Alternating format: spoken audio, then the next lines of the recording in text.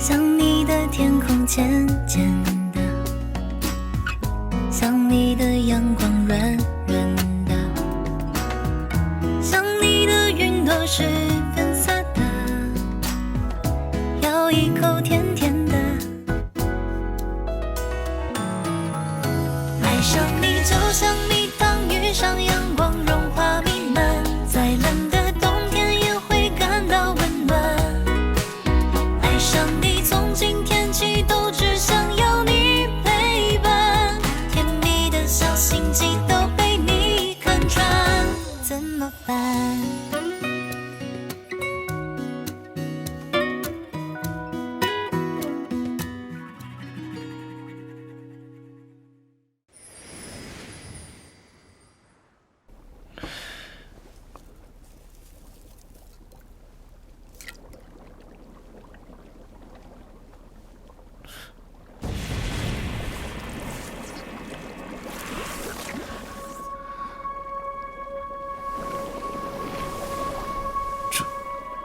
大人，雷捕头回来了。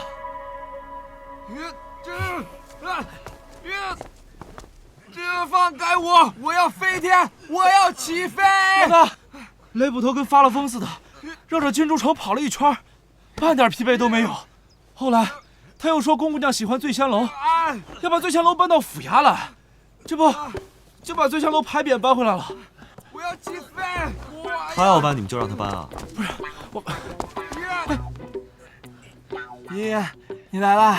放开我！我要去醉仙楼，把他们家厨子给你背过来！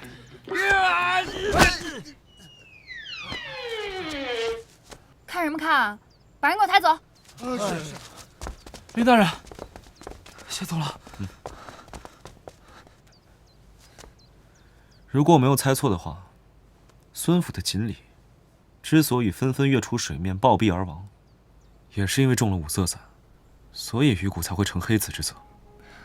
我本想用真骨之法验证毒物，不想被那蠢材当了试验品。所以雷捕头中的是五色散之毒。不错，五色散会麻痹人的神经，不仅会让人异常兴奋，还会使人产生幻觉。我怀疑孙仁也是中了五色散之毒。如此说来，孙仁之所以看到江梦于城里登仙，也是幻觉。五色散的毒，于人而言不能致死，也许是凶手先给孙仁下了毒，而后把五色散余下的毒投入了鱼池，销毁证据。但五色散毒对鱼而言的确是剧毒，所以鱼池中才会出现鲤鱼跃出暴毙的异象。所以这一切都是假象。爷爷，雷捕头他没事吧？你要不要请于大夫来看看？不用了，我会亲自治好他的病。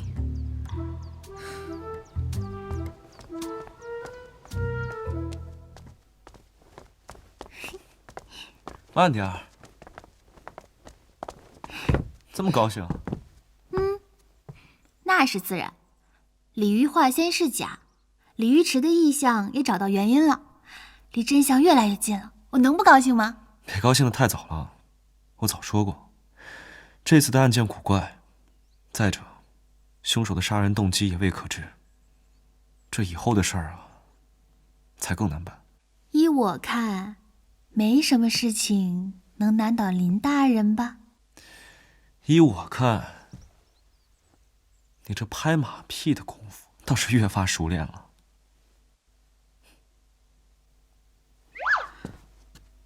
我去看看傅文渊，他一个人容易胡思乱想。不行，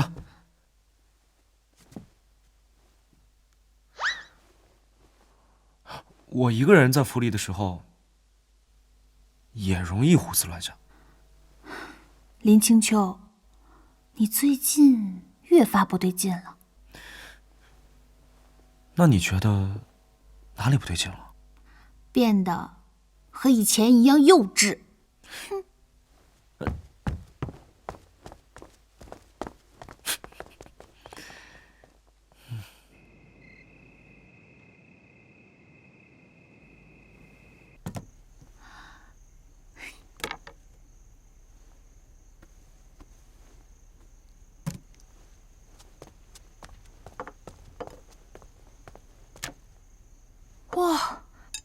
这做的也太好看了，下次我好好教你。雷雨好些了吗？放心吧，有我在，他还死不了。我觉得他的好日子也不长了。对了，你呢？难得见你下一次厨房，把一个地瓜能做出这么多花样，居然是为了傅文渊。傅文渊最爱吃地瓜，我就做一些给他送到牢里，怕他在牢里吃不惯。好怀念以前啊！现在我最大的心愿，就是希望他能赶紧被放出来。那，你知道他对你的心思了？知道了。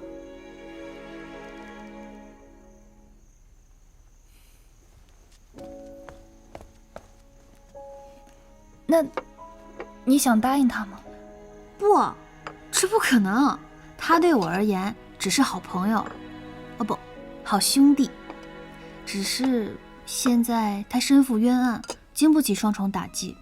待他洗清嫌疑出狱，我自会向他将一切都解释清楚。哎呀，看来我表哥得努力了，早将傅文渊救出一日，你就早一日拒绝傅文渊。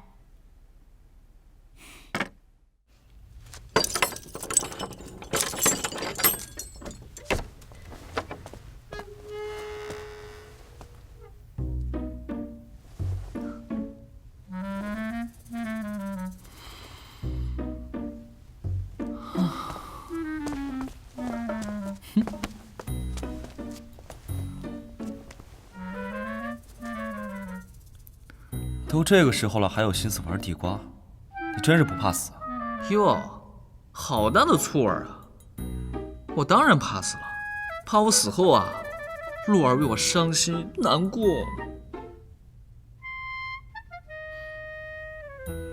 你有吗？人证物证俱在，你死定了。究竟是何人设计陷害我？这就要问问你自己，到底得罪过何人？我得罪的人多了去了，要说是最恨我的嘛，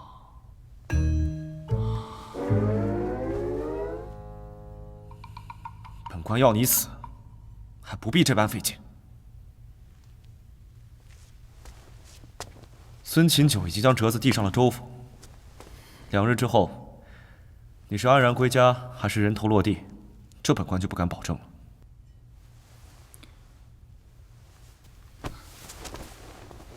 林清秋，如果我难逃一死，我只求你将陆儿与我撇清关系，护她周全。那是自然，本官自会护陆儿周全。还有，你千万不要再招惹她了。虽然陆儿平日里大大咧咧，但是你们2人之间的事情一直都是她的一个心结，跟你在一起只会让她伤心。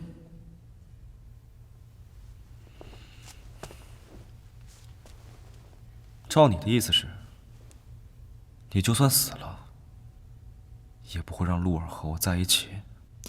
你也可以这么理解，这1年来她好不容易走出来了，你不要再让她伤心了。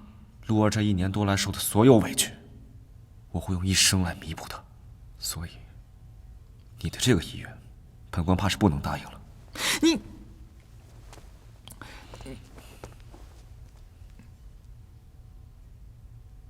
我已命人去找小玉，现在只有他能证明你的清白。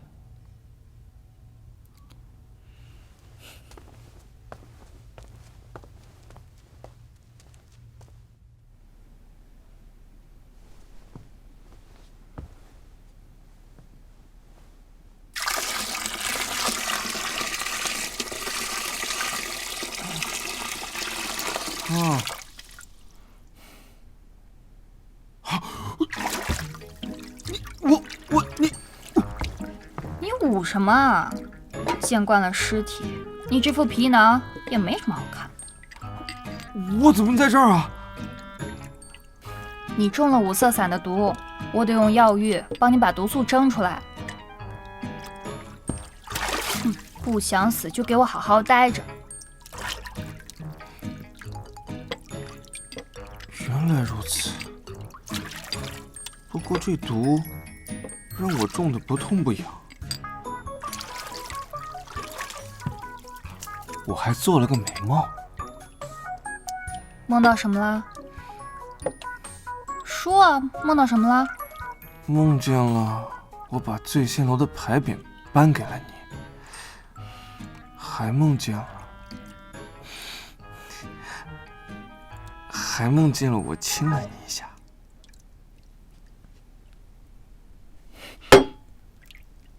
好啊，日有所思，夜有所梦。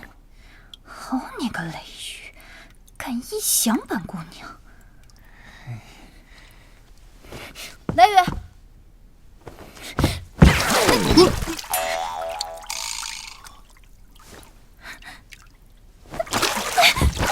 你听我解释，你别打我呀！不是，我不是故意。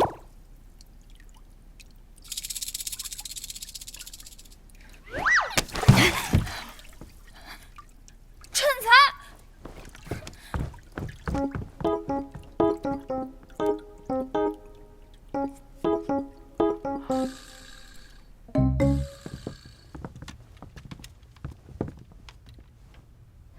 大人，我家小姐送亲路中遇到了山匪，是傅公子救了小姐。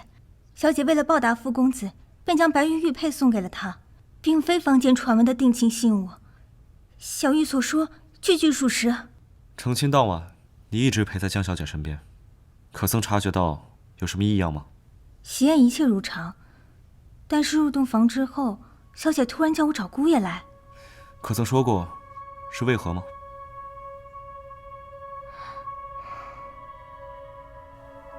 多谢，你可以回去了。是。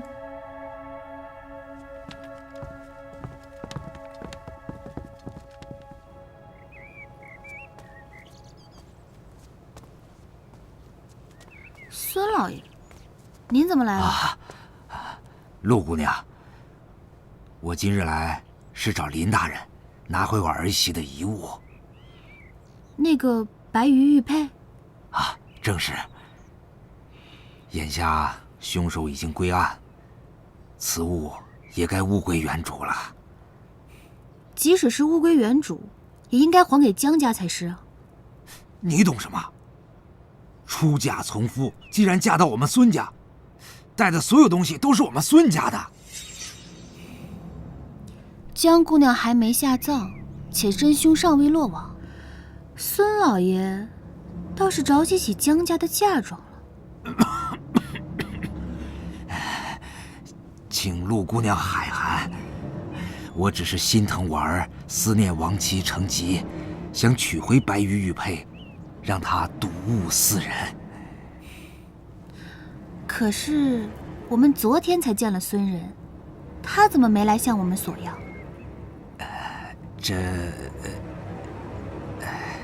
不对，江梦鱼的尸体刚被找到，孙老爷就叫林大人赶紧杀了傅文渊，现在又来寻江姑娘的遗物，孙公子都没有出面，您这个当公公的倒是鞍前马后，着急得很啊。莫非这其中是有什么隐情？胡说！我跟你说不着，我去找林大人。哎，这是证物，林大人是不会给你的。无论如何，傅文渊杀害我儿媳一事已是板上钉钉，我拿回儿媳的遗物乃是天经地义。那块玉佩，你们早晚得还给我。哼！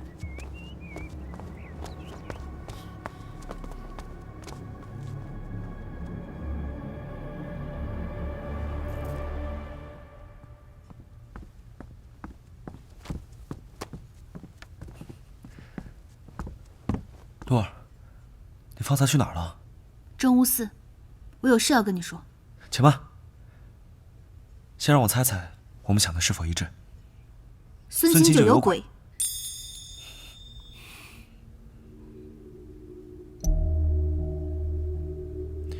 你方才去正悟寺，就是为了去找他？没错。孙清九着急处死傅文渊的时候，我就觉得可疑。如今又急不可耐的来要嫁妆，我怀疑他就是冲着这枚玉佩来的。江梦鱼的丫鬟小玉证实了两人并无私情，而孙琴九用通过这白玉玉佩，一口咬定二人必有私情。回想当初，也是他强塞给了傅文渊一个合理的杀人动机。对了，方才我正要去政务司，没想到你把他带来了。我们还真是越来越有默契了。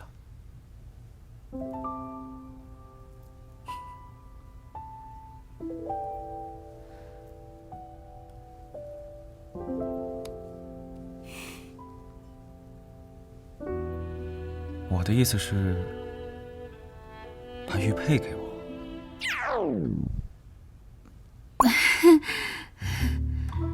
说清楚嘛。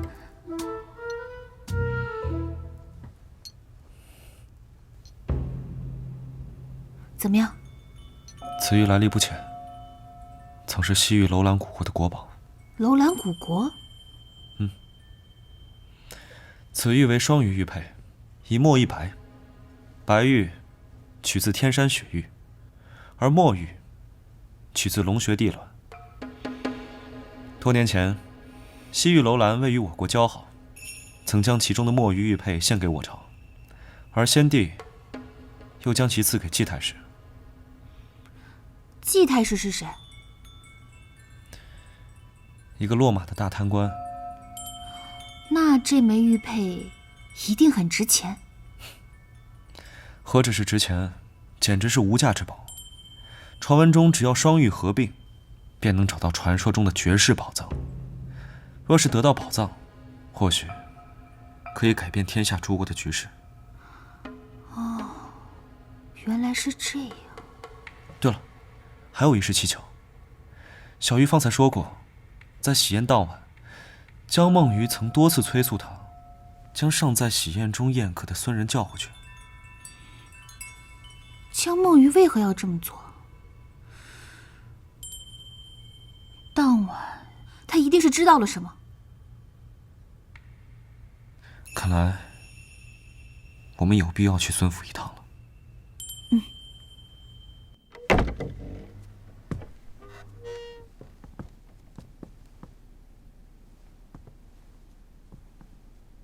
这房间里的陈设我一直都没有动过。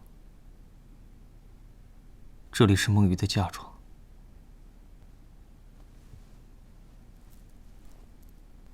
不知孙公子可否认得此物？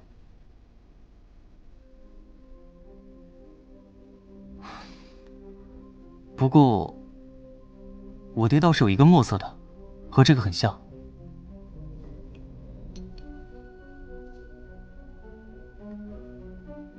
我家娘子的东西都在这里了，二位请自便。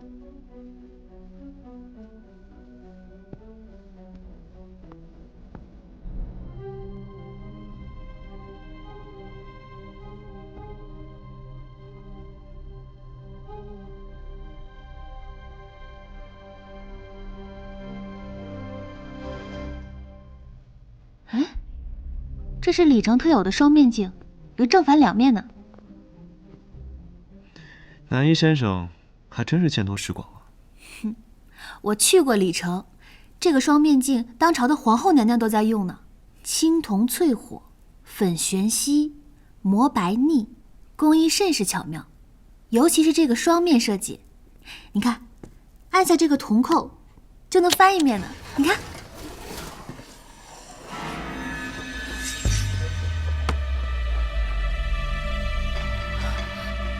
孙琴九已报寿。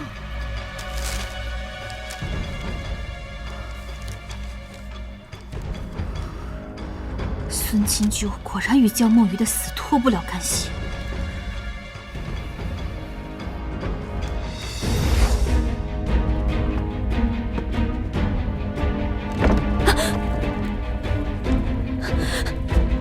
干什么？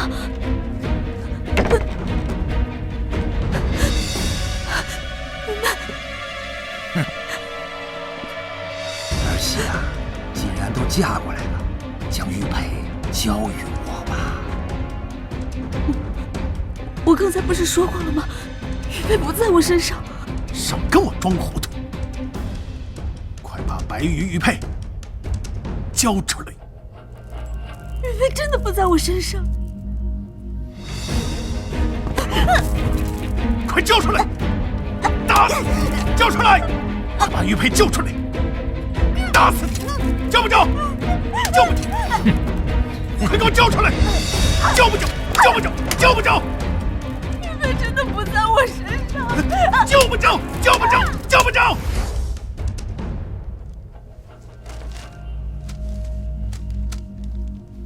江梦鱼留下这个线索，应该就是想告诉孙仁这个秘密。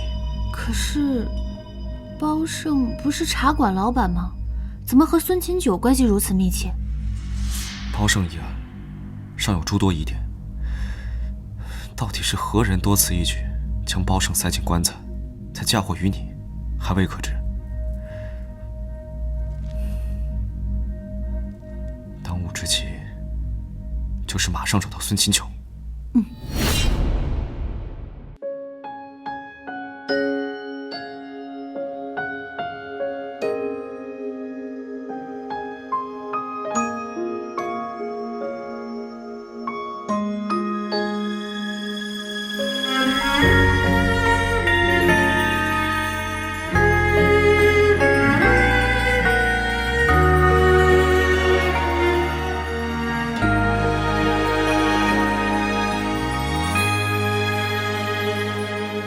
试过9次挣脱，双手不再紧握，就算重返寂寞，不像是爱过。记忆不再更新，停止你的消息，选择忘记，全是故意。试过接受蹉跎，假装比你洒脱，干脆闭上眼睛，不看那个我，直到快分不清，爱你是真是戏，骗过了时间，骗不过自己。我想我会明白，不会再去依赖，只能在记忆里去画爱我的一个你。这离别太儿戏，道别的每一句，对爱懦弱的那个人不是我，是你。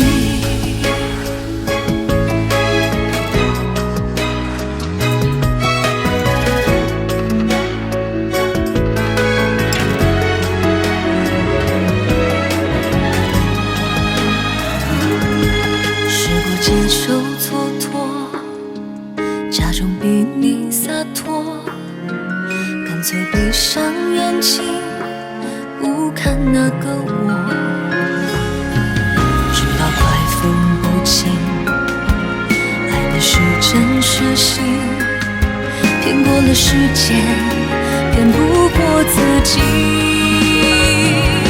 我想我会明白，再去依赖，只能在记忆里去画爱我的一个你。触不到你的爱，该来的都未来，这结局比真相难猜，难猜。